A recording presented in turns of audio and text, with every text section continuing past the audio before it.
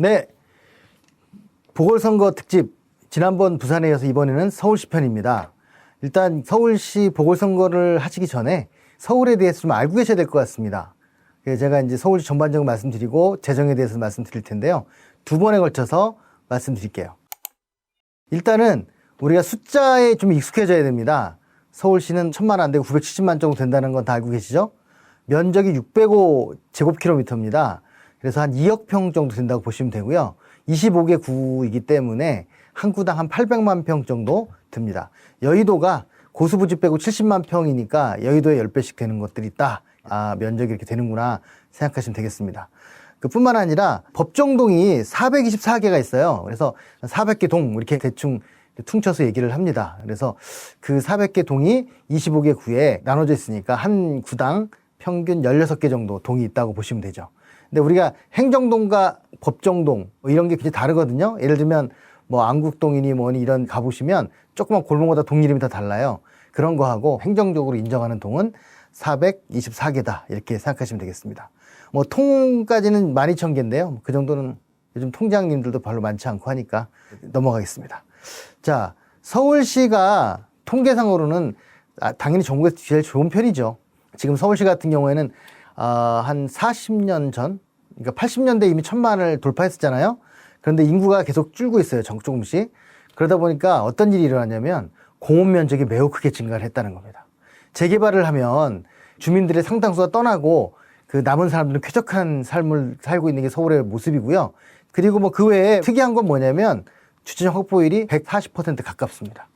이 말은 무슨 말이냐면 살고 있는 곳과 일하는 곳의 주차장이 각각 그때그때마다 부족하긴 하지만 전적으로는 넘는다는 거예요. 그래서 최근에 서울시 공무원들도 많이 생각이 바뀌어서 도로를 무조건 넓힌다고 해서 교통체증이 없어지는 것도 아니다. 주차장을 무조건 늘린다고 해서 주차 문제 해결되는 게 아니다라는 사실을 깨닫게 돼서 이걸 이제 환경하시는 분들은 수요 관리라는 차원에서 접근해요. 예전에는 공급을 하면 된다 생각했는데 공급으로 해결이 안 되니까 수요를 관리하자. 차를 덜 다니게 하자. 주차는 나눠서 하자.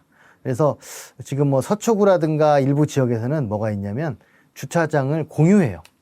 아파트와 오피스가 뭐 이런 식으로 하기도 하고 관악구나 이런 데는 거주자 우선 주차제에다가도 이렇게 센서를 달아가지고 거주자 우선 하시는 분들이 안 계실 때는 딴 사람들이 아주 작은 돈을 내고 주차하는 것들을 합니다. 지금 서울시에 그런 주차장이 거의 몇만 개를 넘어섰다고 하는 통계를 제가 본 적도 있습니다. 자, 재정으로 넘어가겠습니다. 서울은 일반회계가 하나 있고요. 공기업 특별회계가 2개가 있고 기타 특별회계 9개, 기금이 16개가 있습니다.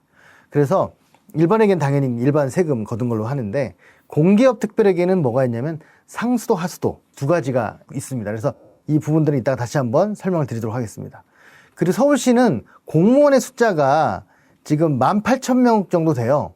그런데 자치구에 있는 공무원이 한 3만 명 정도 됩니다. 그래서 사실은 서울시 자치구에 있는 공무원들의 신분은 종로구 공무원이 아니고 서울시 공무원이에요. 다른 것도 마찬가지입니다. 광역 단위로 공무원의 신분이 정해져 있어요. 그래서 광역 단위로 인사이동을 하게 돼 있는데 문제는 거의 다 안 한다는 거죠. 제가 물어보니까 본청에 오는 자치구 공무원은 거의 아주 뭐 0. 몇 %대에 불과하다고 해요.